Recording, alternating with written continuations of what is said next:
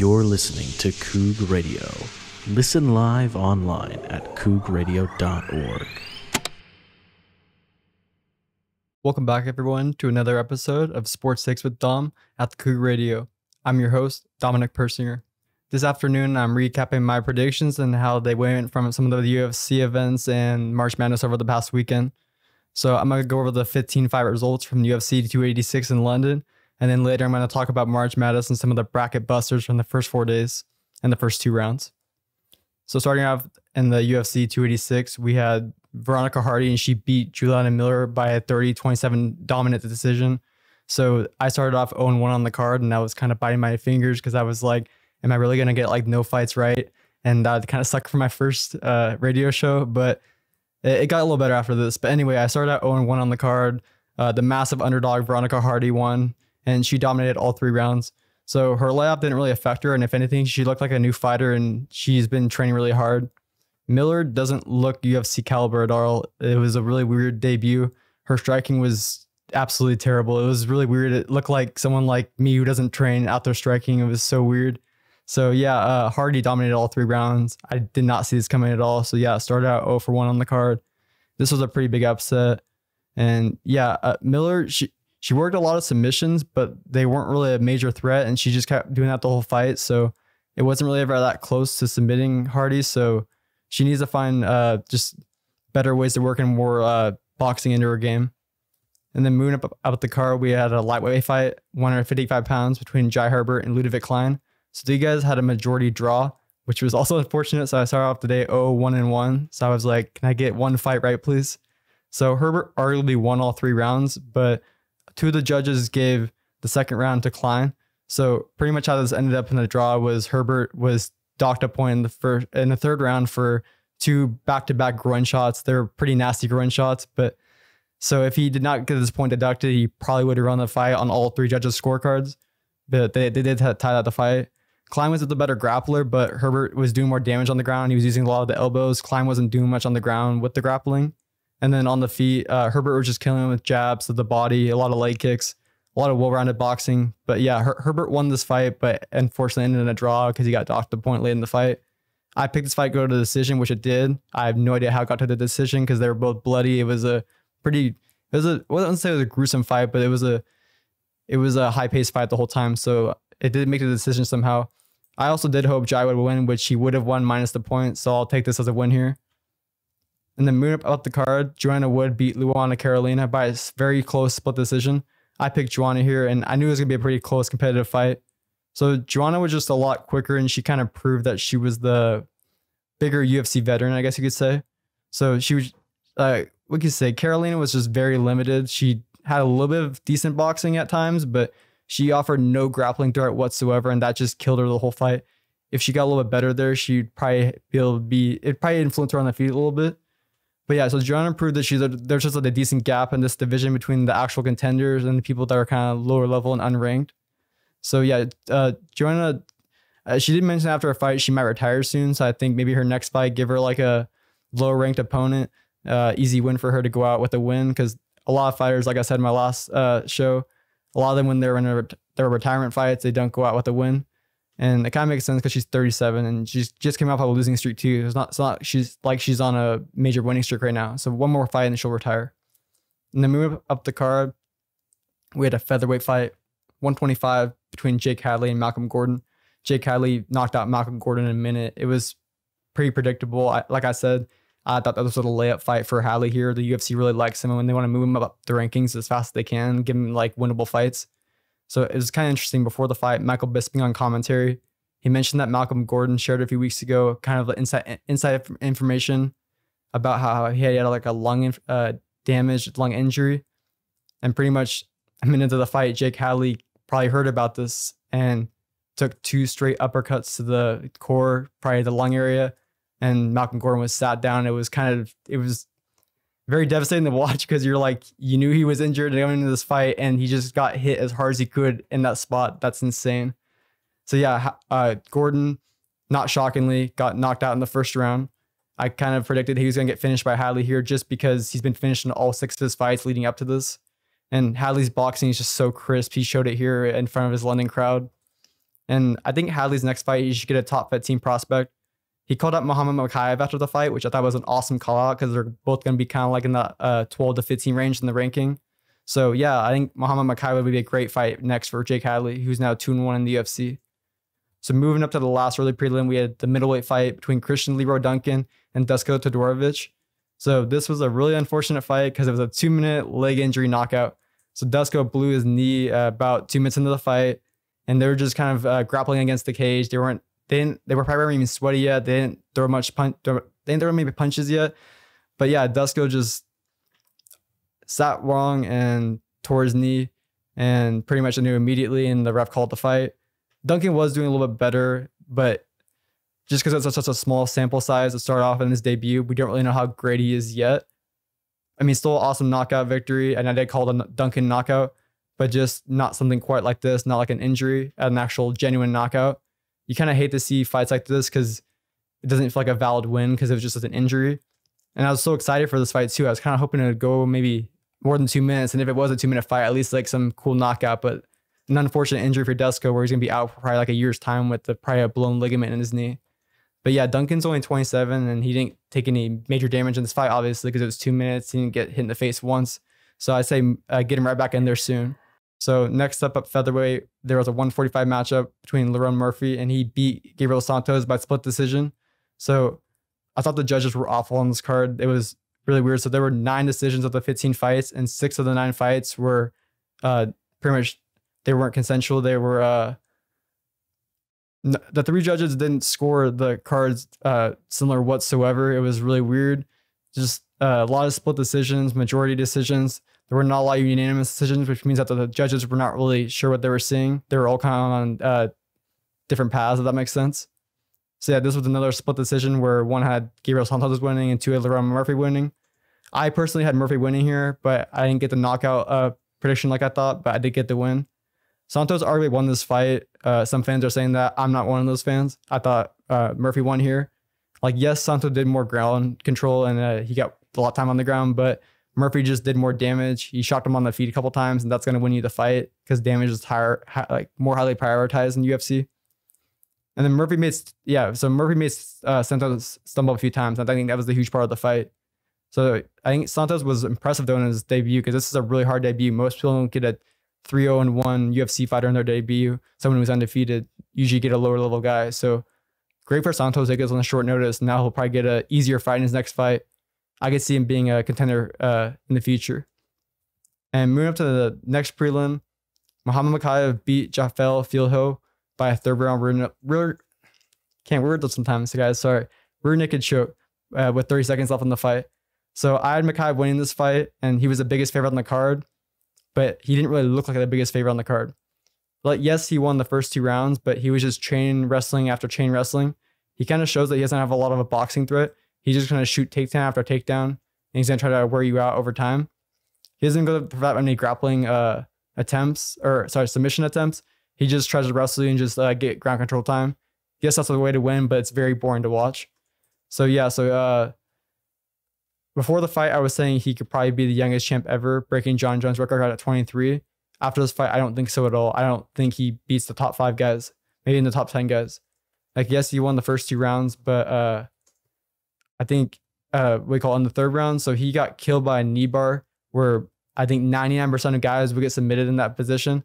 Pretty much, I don't know how he didn't tap. He was in like the deepest knee bar possible. His knee was pretty much hyperextending, and you could see him grimacing, but he just didn't tap, which I think is smart but dumb. Like, yes, you're going to end up winning the fight by surviving, but you're going to be out for a year because you just destroyed your knee, hyperextending it.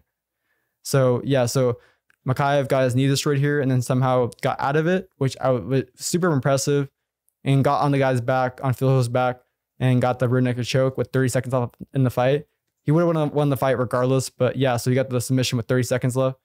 I think just after watching his knee get destroyed by some guy debuting in the UFC, coming off the Contender Series, I just think there's going to be stronger grapplers in the higher rankings. So yeah, I don't see Muhammad Mokaev being a future champ, at least anytime soon. He'll probably be out for close to a year now, so it's going to be tough. And I think, yeah, so just a better grappler is going to submit him in the future, definitely. So moving up the prelims, Another major upset. This was the second fight I got wrong. So I had a good streak of getting fights right, but this was a major upset. Yanal Ashmal is at 155. He beat Sam Patterson by a 1 minute knockout in the first round. So I was just so wrong about this fight. Like, I thought I was going to reach the scorecard, so I thought that they're both going to be hesitant throughout the whole fight. But no, they just came out blazing with insane strike rate, a lot of output. I was right with the fact that I didn't understand why Patterson was such a huge favorite in his debut against a guy who's kind of a killer. So yeah, because Patterson's 6'3" at 155, he's super thin, and Ashmaz just cracked him very early because I mean he had a very small head for the division. I'm just like, how is this guy absorbing punches? And sure enough, admitted in, he got hit in the head really hard and he was flatlined on the ground. The ref should have called it there. Unfortunately, he probably had 10 to 15 unresponded blows at the head. So that was a really bad job by the ref. But yeah, because Patterson's never been, he's undefeated and there's been kind of like, he's never faced adversity like that. It was a really scary moment. I think as a UFC fan, you become kind of like stimulated and used to some of these huge knockouts, which doesn't sound right, but you just watch so many that you get a little used to it. This was one of those moments where he got knocked out and the fighter didn't know the fight was over pretty much because he got up. He pretty much woke up from getting knocked out and was staying in front of the ref and his team, and he was still kind of trying to fight them. And it's like, that's a scary moment because he's no idea where he's at. Didn't realize the fight was over, even the fact that he got knocked out. So yeah, the UFC can be very scary sometimes, especially in that kind of moment where he did not know where he was. But yeah, that was probably the most brutal knockout on the card, and that was a huge debut for the second Israeli fighter, Ashmaz. So second to last prelim, Chris Duncan at lightweight, he beat Omar Morales by yet another split decision. The judges couldn't agree on any fight. It blows my mind. Even as a fan who watches, I usually can score better than the guys who get paid to do it. But anyway, yeah, another split decision. It was pretty much a snooze fest. I thought this fight would end inside of the distance by a knockout. I did, however, get Chris Duncan right here, but I figured someone was getting knocked out, like I said. It was very uneventful. There was way more wrestling than I expected. I figured that it'd just be, striking the whole fight with horrible defense, but it wasn't an impressive win versus an aging Morales. Like Duncan never actually rocked Morales, which was kind of huge. He just shot like 15 takedowns and wrestled the whole time. He never really wanted to actually box, which is strange because he usually lives for that. So yeah, really weird fight. And then moving up to the last prelim, Jack Shore's featherweight debut. This was such an exciting fight. So he defeated Makwan and Mirkani by a second round rear naked choke. So I called this here. I said Shore by second or third round submission. Pretty much it was spot on with pretty much everyone's predictions here. Everyone says that he's just a first round fighter. He's he's a huge threat in the first round. But after that, he gasses out and doesn't have very good cardio. That's exactly what happened here. Makwan won the first round, which was a great round versus Shore. But then he gassed out and Shore took over in the second round and was outboxing him. And then Shore kind of confirmed my speculation where if he's going to go up in weight, his cardio is going to improve. And his cardio was huge here. Definitely compared to his last fight with Ricky Simon where he lost in the second round. So yeah, Shore won on the feet. And then once he got the takedown, like in the second half of the second round, it was pretty much over. He got right to the back, got the hooks in, and Makwan was doomed from there. He got under the chin, rear naked was in. And yeah, Shore got his first featherweight win. I think because he was a ranked bantamweight in his last fight, he should probably get a ranked featherweight fight here. So I'm thinking maybe like Danny Ige at 13. I mean, Danny Ige is coming off a knockout win, like I think it was 2 months ago. So yeah, they're both fresh, don't have a lot of damage. Both come off impressive finish wins. So yeah, let's match up Danny Ige and Jack Shore for their next fights. Then the main card opener. So UFC 286 pay-per-view was outstanding. I think it definitely lived up to the hype.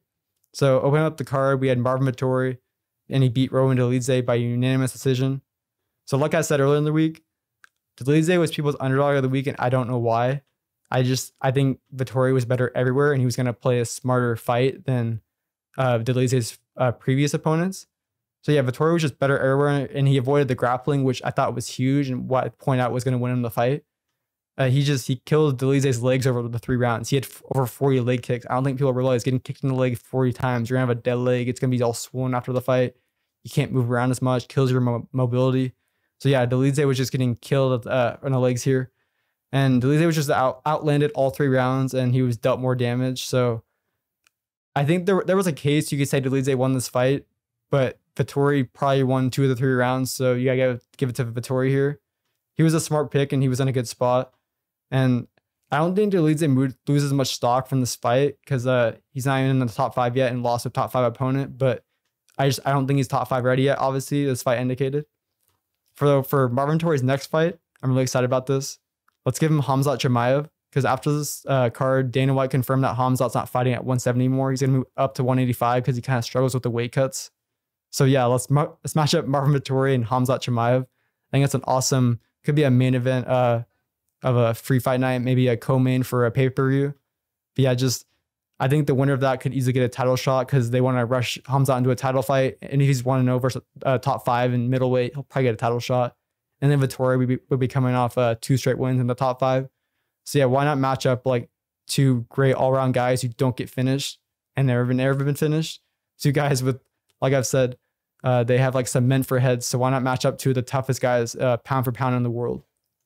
And moving up to the second pay-per-view fight from last weekend, we have Jennifer Maia and Casey O'Neill.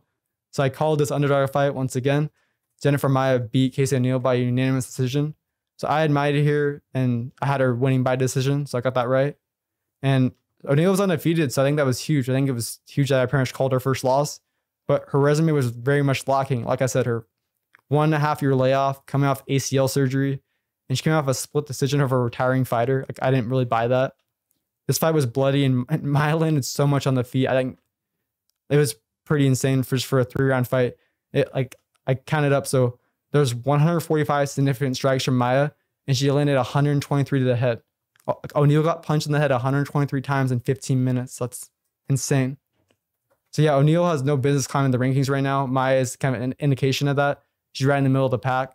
O'Neill probably needs to take her time a little bit, maybe even fight some people that are unranked, kind of get back to her flow because she's been out for 1.5 years. And then Maia, because she's 34, probably near the verge of retirement. Give her 1 or 2 good more fights, maybe some boxing fights until she retires. And then we had the third to the last fight, the feature fight. This one was awesome as long as it lasted. So we had the welterweight Gunnar Nelson. He beat Brian Barberena by armbar with 10 seconds left in the first round. So I called this Gunnar Nelson 3rd round submission. I was kind of right aside from the fact that I got the round wrong, but I got the submission and the fighter right, so that was awesome. So this fight played out exactly as pretty much everyone thought. Brian was better at boxing, but he has terrible takedown defense. Gunnar took him down and controlled him for over half the round. They were boxing for the first like minute and a half, 2 minutes, but it was over after that once Gunnar got him to the ground. So Brian exposed his arm at one point on the ground, and you don't do that versus a big time grappler. Gunnar took a opportunity on that, and he was able to roll over with the arm, and he was able to get the arm bar in and submit him. So it was a fantastic outing from the Iceland native, and he had a lot of fans that are actually from Iceland in London, so that was really cool to see. They got really loud during his fight, and yeah, just fantastic outing. Can the UFC give Brian Barberena a striker, please? Like his last 2 fights, he got Gunnar Nelson and RDA, 2 great grapplers, like both submitted him in the first round. So yeah, please just give Brian Barberena like a Robbie Lawler type guy, like someone who's gonna brawl with, someone who's gonna strike with the whole time. I think that's Brian Barberena is a really exciting fighter, but you gotta get the most out of him by giving him a boxer, not someone who's gonna out wrestle him the whole fight. He's a lot more worth than just getting out wrestled. He's not the guy who loses to the wrestlers. Give him a good boxer so he can beat the boxers. And let's give Gunnar a ranked fighter, maybe like Neil Magny. I think Neil Magny hasn't fought in a few months, coming off the win off of D-Rod, Daniel Rodriguez. So yeah, let's do Neil Magny, Gunnar Nelson, maybe like this summer in June or July. And the co-main event, I unfortunately got this wrong again. And I think this was only the 3rd fight I got wrong on the entire card, so that was pretty good. The only fight I got wrong on the main card too, so that's not bad. So Justin Gaethje beat Rafael Fiziev by a majority decision. So a lot of people got this wrong, including me. I think a lot of people thought Fiziev's just world-class Muay Thai kickboxing was just going to outclass Gaethje's sloppiness on the feet.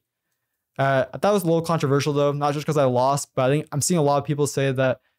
I also agree with this too. Fiziev won rounds 1 and 2, and then he gassed out in the 3rd round, and I think he arguably won round 2, 1 and 2, 10-9 each, and then Gaethje, you could argue, won 10-8 with a really dominant round in the 3rd round, which in that case would lead to a 29-29 tie. But I'm sorry, 28-28 tie.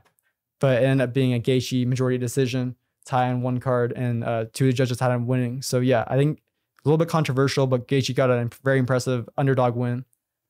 Yeah, so I think Fiziev was brutally damaged after the 3rd round. It was he probably proved his chin a little bit in this fight. He kind of proved that he's durable and not gonna get knocked out by the best of the best. So that's impressive to see. But yeah, he didn't have very good cardio. Even though he survived, he was just getting killed in that 3rd round. His output was not there anymore. Gaethje was outlanding him, and Fiziev's leg kicks also just minimized going into that 3rd round. He was very tired. So I think Gaethje, with this win, he's probably another win away from getting a title fight. He even said that this is probably his last couple of fights before he retires. I think he's 33 or 34. So yeah, so this is probably his last title run. So why not match him up with Dustin Poirier, their 2nd fight? Dustin Poirier beat him the 1st time. But yeah, anyway, have those 2 match up. They're both coming off impressive wins. With Dustin Poirier submitted Michael Chandler in his last fight. And Gaethje beat Fiziev, obviously. Matched them up for a top 5 banger of a fight. And then let's have him... winner of that will probably fight for a title fight maybe in about a year from now. All right, and moving on to the final fight from Saturday, we have the welterweight champion Leon Rocky Edwards, and he defended his belt against former champ Kamaru Usman by a majority decision. I thought here, though, Leon definitely won this fight. I pretty much had him winning by knockout, but he wasn't able to get it, so that was a little bit unfortunate. But I was excited to go 4-for-4 on underdogs on this first show. Pretty much, I think Edwards won 4 of the 5 rounds from 2 judges, and so pretty much one of the judges gave him 3 out of 5 from the 3rd, and 2 of them gave him 4 out of 5. But yeah, so Leon got docked a point for a fence grab in round 3, so that's pretty much why the cards were closer than it actually looked. So pretty much the scorecards read, instead of 4 out of 5, 4 out of 5, 3 out of 5, it was 3 out of 5, 3 out of 5, and a tie. So yeah, so that docked point kind of killed Leon, but at least he was able to still win the fight. To casual fans, this wasn't a very crazy fight, but it was pretty technical. It was very technical. Leon outlanded Usman probably every round, and he avoided 11 of 15 takedown attempts, which I thought was huge. Usman wasn't able to use his wrestling to his advantage here. And then the first 2 rounds were close, but I got to go with Leon in those first 2 rounds. He was up 2-0. And the 3rd round goes to Usman, so it was a 10-8 round because of the point deduction. And the 4th round was close, and a lot of people thought Usman won on that round, but the judges thought Edwards won that round, and I actually agree with them. Edwards did more damage. Usman wasn't able to use his wrestling when he took him down for like a minute. So give that round to Edwards. And that 5th round was the most clear as day round for Edwards. So pretty much I have 4 out of 5 rounds for Edwards. I think people don't understand, I don't understand people thinking Usman should have won. I think there's more of an argument that Edwards won all 5 rounds than Usman actually tying or winning the fight. That's a very ridiculous take to me.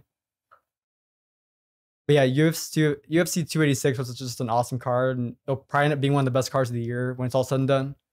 So I went 11-3-1 on picks, but take away that Jai Herbert point deduction earlier in the day, and I'm 12-3. So awesome start for the first show with UFC predictions. And I've been doing UFC predictions for about a year and a half now, where I break down all the cards.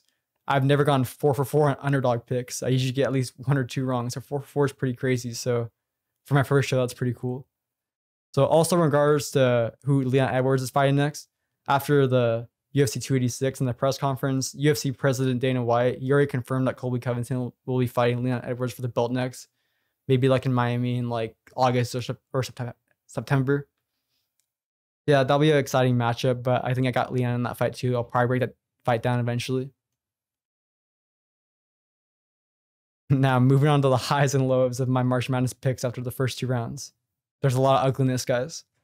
I still have 3 of my 4 Final Four teams still alive, so that's pretty cool. I got UCLA, Houston, and Alabama. They all look fantastic in the first 2 games.